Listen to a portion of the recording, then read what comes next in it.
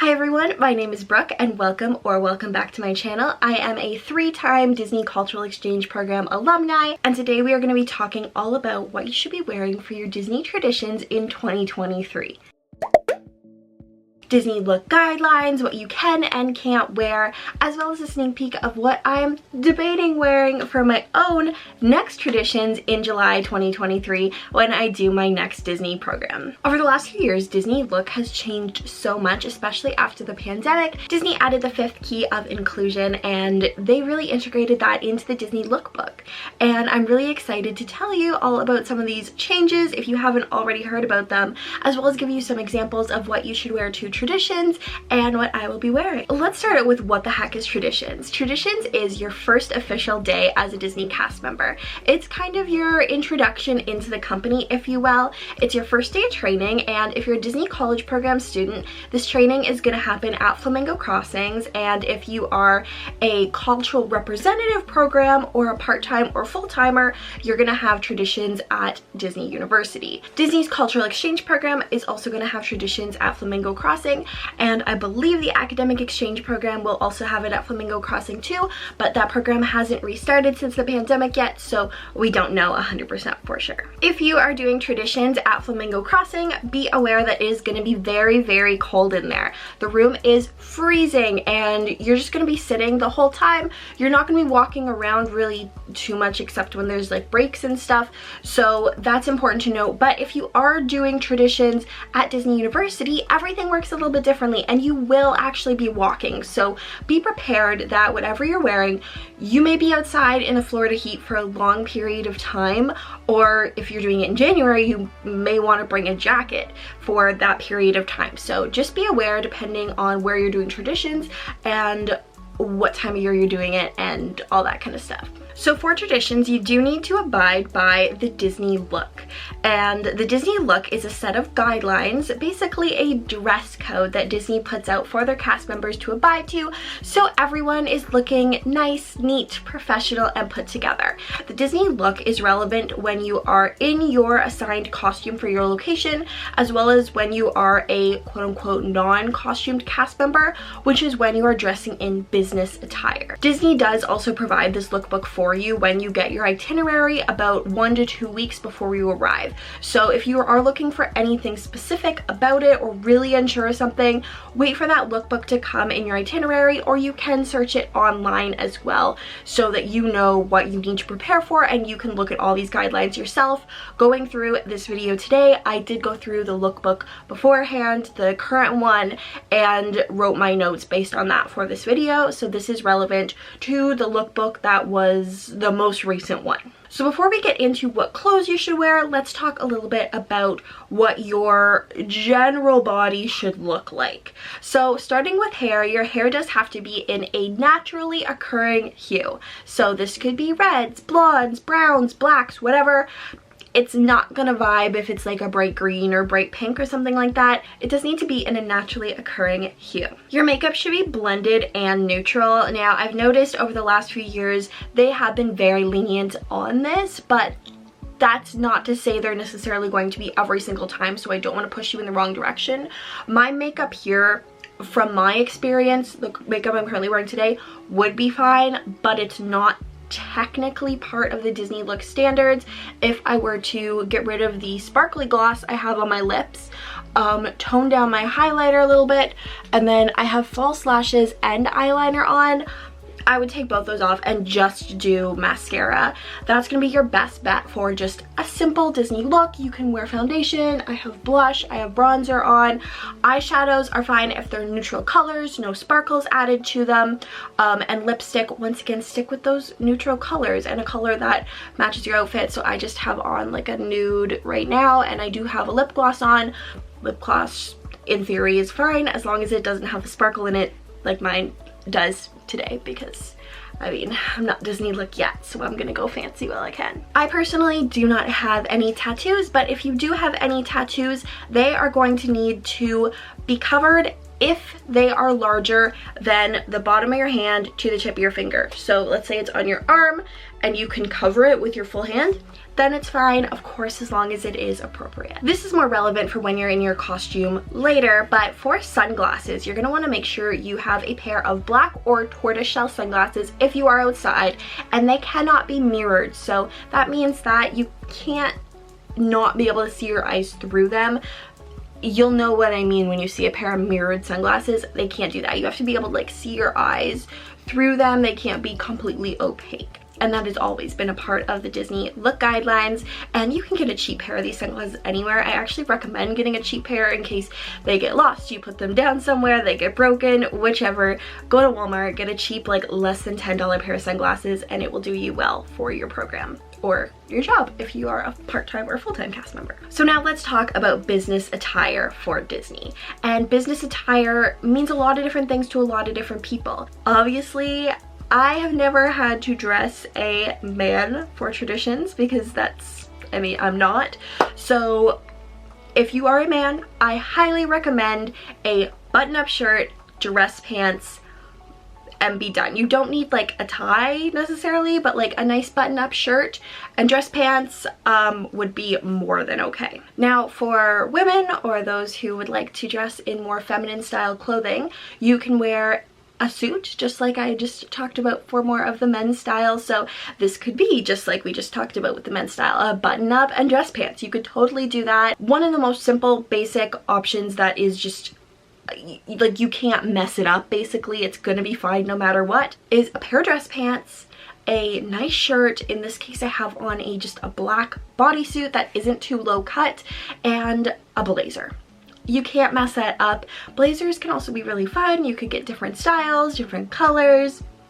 There's so many things you can do with that, and that is just basic, simple, gonna be your easiest option. You may also need multiple days worth of dress clothes. So for example, you're gonna have your traditions day, but then you're gonna have other days of training. So I recommend having at least 2 or 3 business outfits, and dress pants you could easily like wear more than once if you're not wearing them for the full day, or you could just rinse them out in the sink quickly or something like that, and if just like put on a different top, or even wear the same thing multiple days. I promise you no one is going to notice or care. For women, you can of course also wear a dress. So what you're seeing right now is one of my absolute favorite business dresses of all time. I literally got it at Walmart, but I love it. It has long sleeves. Once again, it's not low cut, and it is long enough. For Disney standards, your dresses cannot be more than 3 inches above your knee. So make sure you are measuring that out. For my very first traditions, they actually lined us all up in this big line before we went into the traditions room, and individually a Disney cast member came by and looked each and every one of us over one by one to make sure we were fitting the Disney look standards. Now my traditions in 2022 last year, this did not happen, and I'm not gonna lie to you, a lot of people were not abiding by these Disney look standards, and literally there were people there in shorts, basketball jerseys, anything you could imagine. And I don't know if that's going to be the case in the future. I can't tell you that, but I will say that on your itinerary it says you need to be in Disney look for your business things, your events. So make sure you are in that Disney look. It's important because they could turn you away, which could mess up so much to do with your employment. So they might be letting people in, they might lax the dress code a little bit, but they may also not. You don't know. So it's better to be overdressed than underdressed for sure. Sleeves also must be at least 3 inches. So realistically, we're talking like middle school rules here. So 3 inches, the sleeve must be at least 3 inches wide. You cannot go strapless. So yeah, it's approximately 3 fingers, 4 fingers wide. You're gonna want it to cover. My suggestion is that you have layers. So the top underneath is at least those 4 fingers wide, and then you also have something that goes over top that is also gonna fit those Disney looks. So once again, a blazer is a really great option for that. You can also wear business capri pants. So this is an example here of another outfit that's pretty comfortable, and these pants I would wear in the parks other than just for traditions, which is why they're a really great option for me. These are capri pants, so they go about halfway down my calf-ish, and I pair that with a turtleneck. Now the turtleneck you're seeing right now is cropped. I don't recommend cropped, but I don't actually have one at this point that is not cropped, so if I do decide to wear that to traditions, I will purchase a different one. But you don't want it cropped, of course. You want it to be full length, so you're not showing your stomach at all or anything. And these pants can be very dressed up, which I really appreciate, and they're really comfortable, which is really nice when you are going to be sitting all day. As for shoes, there's a lot of discussion around shoes, and I will say for traditions and your in-class portion, you are able to have an open-toe shoe, and it should be a business shoe, a heel, not a sandal, a heel or flat of some sort. Now, when you are doing your park orientation day or going backstage at all, you need closed-toed shoes, and that's very important. That's a safety issue, and they will not let you do whatever activity it is without having closed-toed shoes, because it's a problem. It's a safety issue.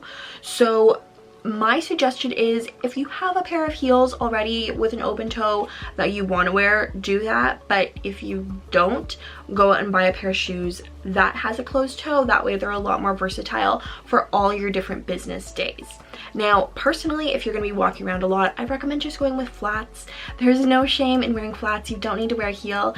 If you're going to be walking around quite a bit in the Florida heat on not like the most even ground ever, trust me, you don't want to be in heels. You don't.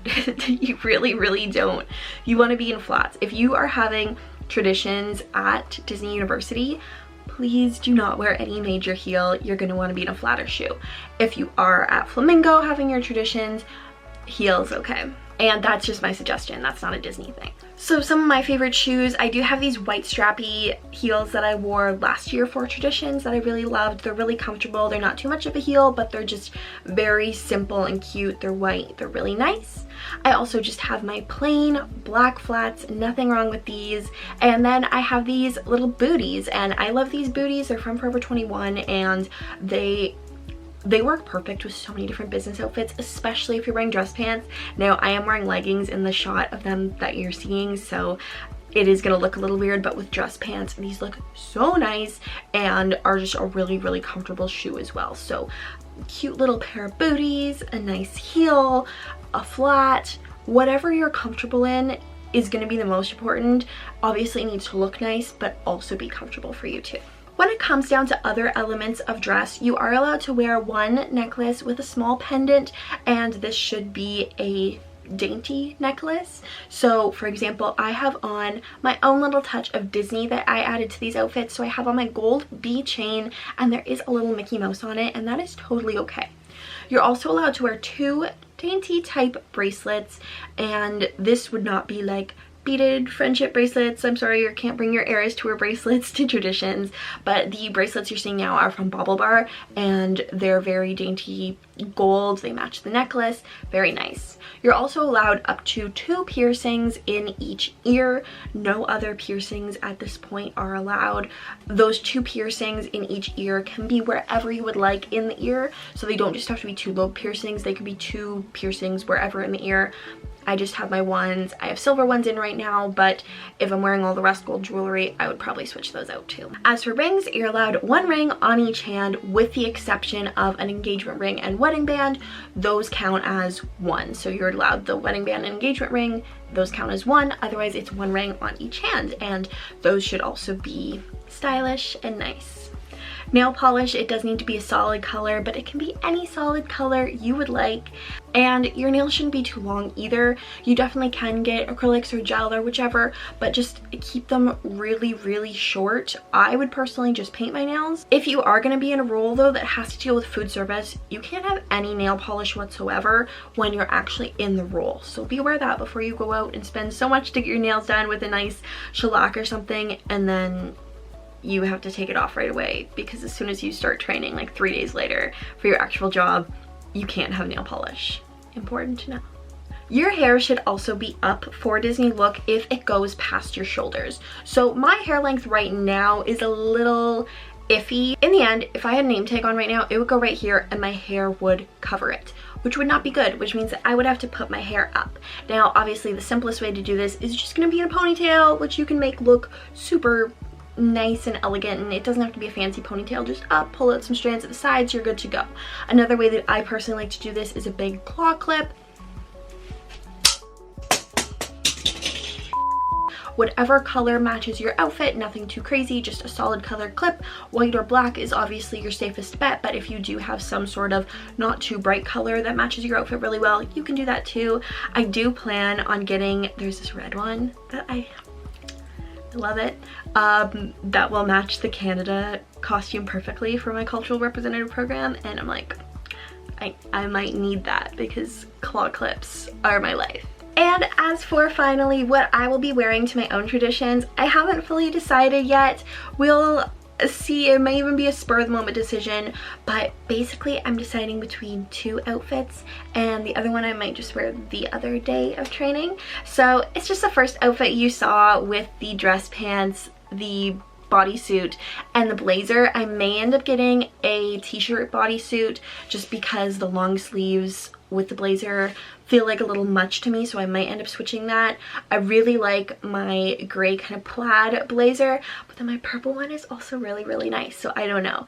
My other option is an outfit that I'm not 100% sure is perfect for traditions. It might be a little too frilly, if that makes sense.